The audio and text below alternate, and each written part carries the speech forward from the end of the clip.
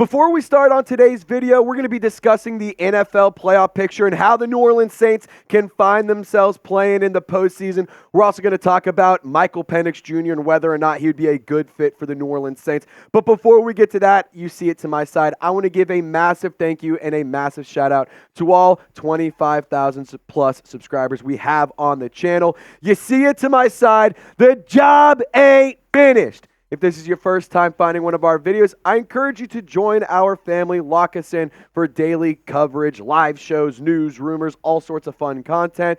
And if this isn't your first video, what the heck are you doing? Lock us in, subscribe, and become a part of our family. And guys, just for fun, my girlfriend, she makes a lot of jersey swaps. She's a graphic designer. Mikey Taylor during the watch party said he wanted to see Ja'Marr Chase in a Saints uniform. So shout out to Mikey Taylor for the idea. Shout out to my girlfriend, Maddie the Baddie, for making this awesome jersey swap. But it's probably never going to happen. But you can think about it. You can dream about it. It's always cool to see players in other uniforms. So why not? We'll show you guys this Ja'Marr Chase jersey swap. And without further ado, if you like it, like the video, and let's get started.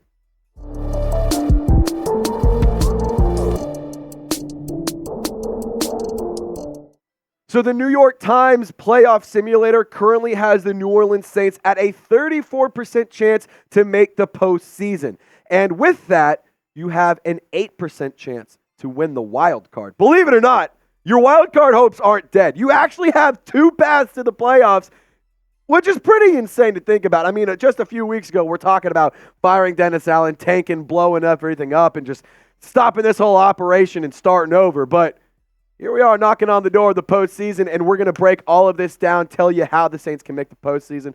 But I wanted to talk about Prize Picks because Prize Picks is my favorite daily fantasy sports app. I absolutely love this app. I'm addicted to it, and you can join this addiction at prizepicks.com/CLNS. Plug in that promo code CLNS. And producer Chip, before we pop up my projections, guys, I got a massive PP to show you, and it's going to be huge. I'm telling you right now, 3, 2, 1, PP on the screen.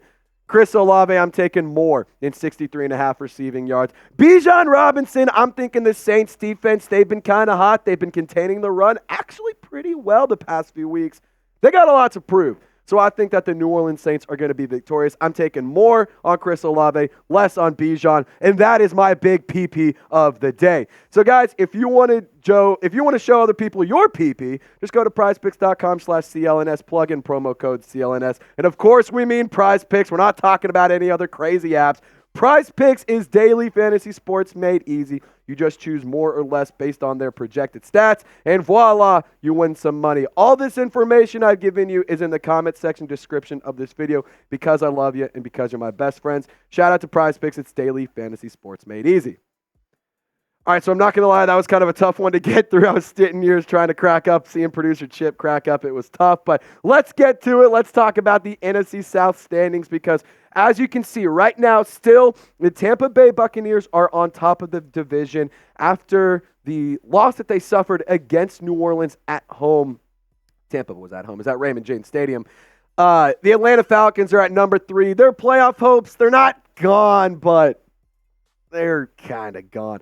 Carolina, not even a real football team, so we can just move on. But here's how the NFC playoff picture shakes out right this second. If the playoffs started right now, right this second, this is how things would shake out.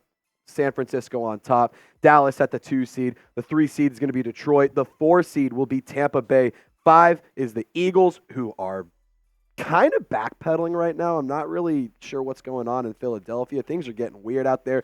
The Rams, who are absolutely red hot, and the Packers, who locked up Justin Jefferson and helped me win my fantasy football league. No one cares about your fantasy team, Trace, but hey, I won $240. So, guys, the path to the playoffs, you see the Saints are in the hunt, tied with Seattle at 8-8.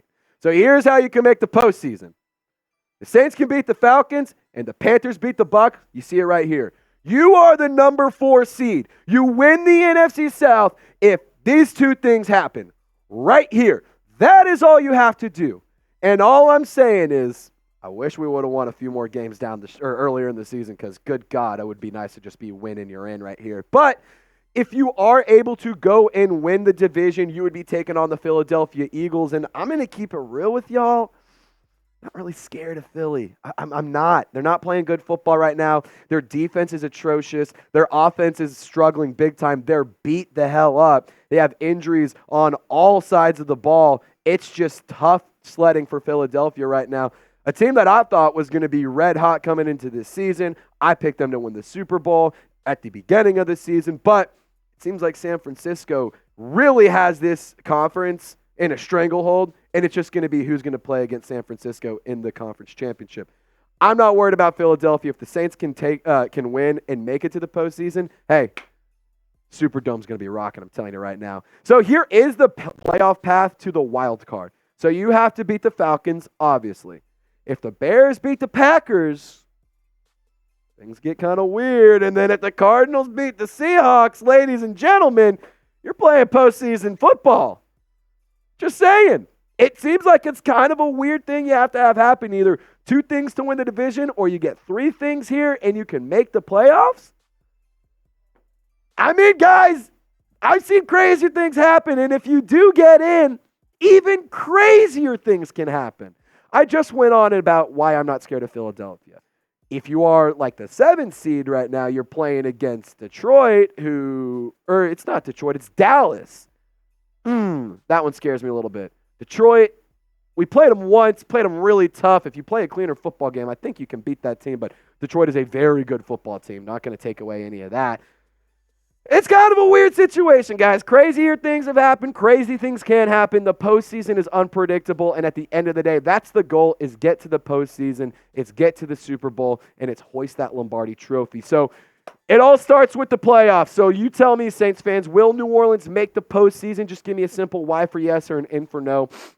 Bear in mind, even if you win out, you're not necessarily guaranteed in. So there is some interesting things. There are some things that could happen to affect this that are out of the Saints' control. But I do think that the New Orleans Saints have a chance to make the postseason. I think it's a better chance than a lot of people are saying. I think they're writing them off out of the playoffs. It's not going to happen, but who knows? Maybe the Bucs can be absolutely spoiled by the Panthers like the Panthers beat us last year in Week 18.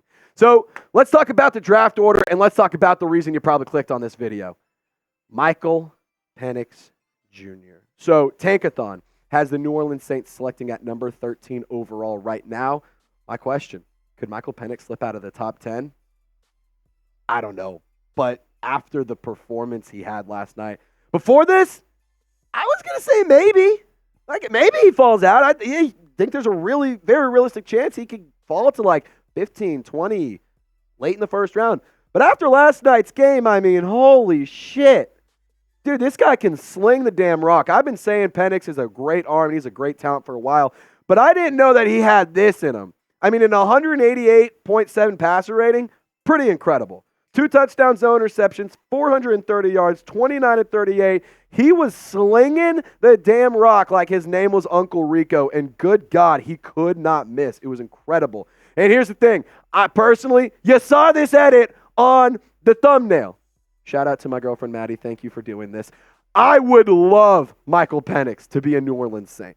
And that doesn't mean I don't want... Before you get in the comment section, because I can already see a bunch of you typing this already. Jayden Daniels, what about JD5? You said you like Daniels. What about the LSU quarterback? He's the hot. No, shut up. There's a very realistic possibility Jayden Daniels will not be a New Orleans Saint. He is a very good football player. He could go in the top 5 for the love of God. The Saints, I don't think are going to get Jayden Daniels. I would love him. I don't think they're going to get him. But I think Michael Penix is great. I think he would be an awesome quarterback to have in the boot. And there's so many things I like about Penix, but here's my top 5.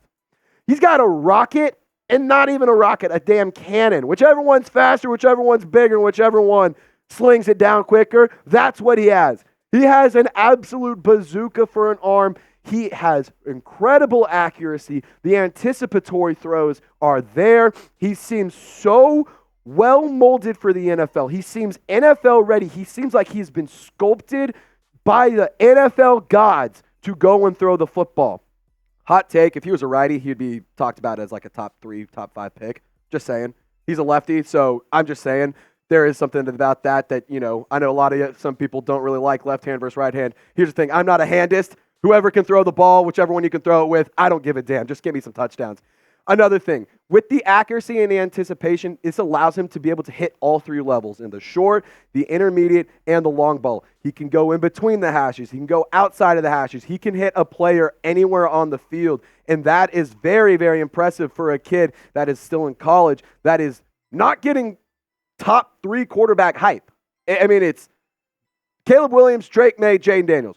Where the hell is the conversation about Michael Penix?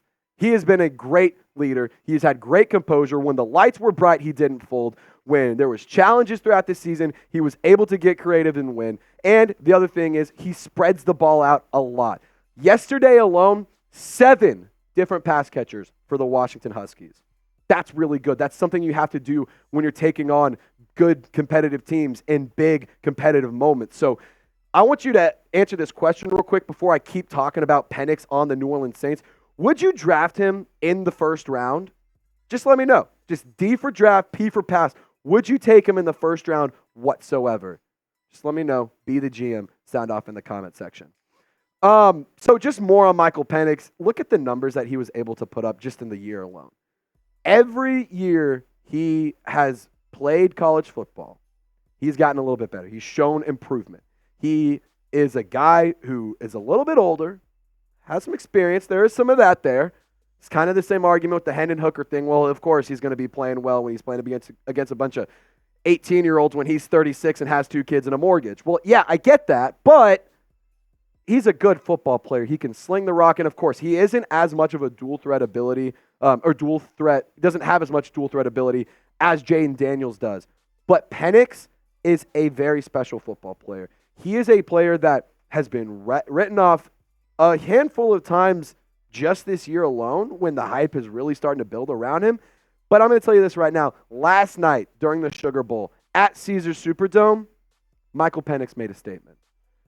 Here's the thing. Michael Penix did a pretty good job throwing the football at the Superdome already. Down the end zone a few times. Seems like he's pretty comfortable in that stadium. I don't know. Feels like that would be a place I'd want to play if I had some good juju last time I played.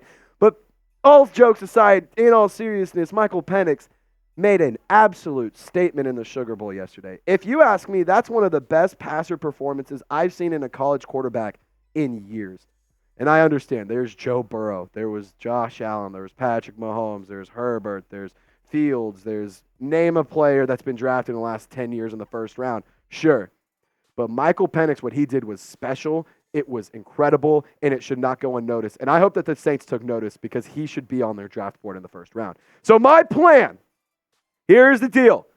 You have to understand, you have to know, Derek Carr's your QB1 next year. Walking into practice on day 1 of OTAs, on day 1 after the draft, on day 1 of practices, Derek Carr is your starting quarterback. Doesn't mean he's going to be the starting quarterback at the end of next season, but starting week 1, Derek Carr, number 4, will lead the Saints offense out onto the field. So here's my thing. I think you still go draft a quarterback in round 1. And I think that you say, Derek, this is your job. It's your job to lose. We're just trying to get a better talent. We're trying to get some new, younger talent. Hayner, we draft him a little bit later. He doesn't have the skills that a Penix or a Williams or whoever this player would be. It does have. But you start Derek Carr, and if and when he starts playing bad, you throw the rookie in, you give the people what they want, and you say, bye-bye, Derek, it didn't work out, but we're going to roll with our rookie guy. So if you can't get a Michael Penix or a Jayden Daniels, here's a couple other guys that you could go and get. Caleb Williams, he's going one overall. I don't think the Bears are going to draft him. I think they're going to trade that pick away, give it to a team maybe like, I don't know, the Commanders or something. He could be the number 1 overall pick. I think Drake May is also going to be a top 3 pick. Shedeur Sanders, we still don't know if he's going to enter the draft this year, but he is a name to look out for. For the record, I met Shedeur in Mexico, and I just think he'd look really good in a black and gold uniform. J.J. McCarthy, he did some really good things yesterday against the Alabama Crimson Tide. I'm just still not huge on him. I like him. I don't love him. Like, if you got him in, like, the 5th round, sure. But I wouldn't really go out of your way to draft a J.J. McCarthy. I don't think he moves the needle that much. I would just completely avoid Bo Nix. Some of y'all really like Bo Nix, but his nickname in college at Auburn was Pick 6 Nix for a reason. He stinks. Absolutely not. I do not want Bo Nix anywhere on my team. I want him as far away from the state of Louisiana as possible. And actually, as I'm saying that, I think the Tampa Bay Buccaneers or the Atlanta Falcons should go draft Bo Nix because he stinks, and that's a free win every year. Quinn Ewers, dude's a gamer. Dude has incredibly good raw football talent. I want to see him mature a little bit more. I want to see him develop a little bit more. I think that he could be not a project, but he's not as pro-ready as some of the other guys on this list, if you ask me. But I'd rather take Quinn over Bo Nix. I'd rather, honestly, take my dead great-grandmother over Bo Nix. That's just me. Sorry, Bo, but it's going to be a no for me, dog. Anyway, back to school. I need you to grade the college football semifinal championship games. I mean, dude, it felt like this was the first year the committee got it right in a while. 2 really good games. Came down to the last play. I mean, overtime for one. A win that was then a loss, that was then a win for Washington. I mean, it was some crazy stuff that happened last night. So grade the games for me. I'm going to give it a 98. I absolutely enjoyed watching both of those games. It was so much fun. And we got to see some potential future Saints legends play. But let me know in the comment section what you think. And as always, Saints fans, y'all stay golden. We'll see you next time.